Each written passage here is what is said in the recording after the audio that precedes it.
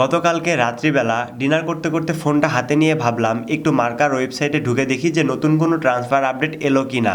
Marker ওয়েবসাইটে ঢোকার সাথে সাথে দেখি রদ্রি টু বার্সেলোনা ডান।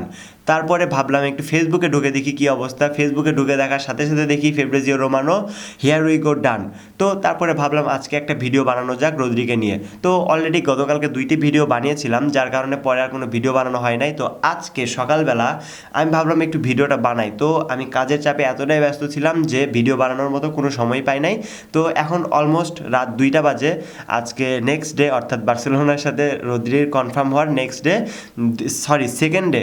তো এই সেকেন্ড ডেতে এসে আমি আজকে ভিডিওটা বানাচ্ছি। তো ভিডিওটা শুরুতে বলতে চাই, এই রদ্রি 2019 সালে যখন তার বয়স ছিল 23 বছর বয়স, সেই সময় রদ্রি অ্যাথলেটিকো মাদ্রিদ থেকে ম্যানচেস্টার সিটিতে পাড়ি দেয়। তখন সে সম্ভবত 70 মিলিয়ন ইউরোতে বাই আউট ফিতে চুক্তিবদ্ধ হয়।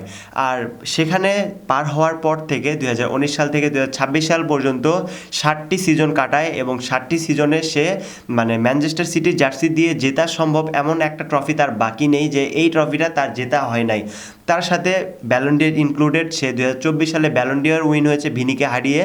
তারপরে 2026 সালের উইন্ডোতে, অর্থাৎ 2026 সালের সামার ট্রান্সফার উইন্ডোতে 76.5 মিলিয়ন ইউরোতে ম্যান সিটি থেকে বার্সেলোনায় পাড়ি দেয়। তো বার্সেলোনায় যে পাড়ি দিয়েছে এটা খুব সহজভাবে হয়েছে ব্যাপারটা এমনও না। বার্সেলোনা এই রদ্রিকে এই সিজনে তাদের দলে নেওয়ার জন্য পরপর 3বার বিট করেছে।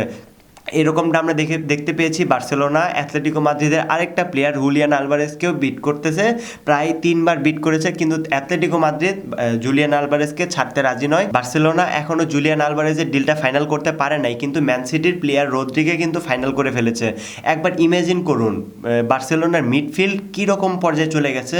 সেখানে আছে পেদ্রি, রদ্রি এবং দানি ওলমো, সেখানে আরও কিছু প্লেয়ার আছে, গাভি, তারপরে ফ্র্যাঙ্কি ডিয়ং, এরা তো আছেই। কিন্তু আমি তাদের একদম টিমের বেস্ট মিডফিল্ড দেখতে পাচ্ছি, পেদ্রি, রদ্রি এবং দানি ওলমো। এই 3টা প্লেয়ার যে কিভাবে বার্সেলোনাকে এগিয়ে নিয়ে যাবে এটা বলার কোনো ভাষা নেই আমার কাছে। কিন্তু আমি একটা জিনিস হলফ করে বলতে পারি, বার্সেলোনা এই সিজনে এই মিডফিল্ডের কারণে অনেক ভালো পারফরমেন্স করতে পারবে। সো গাইস, আশা করি ভালো থাকবেন, সুস্থ থাকবেন। আল্লাহ হাফেজ।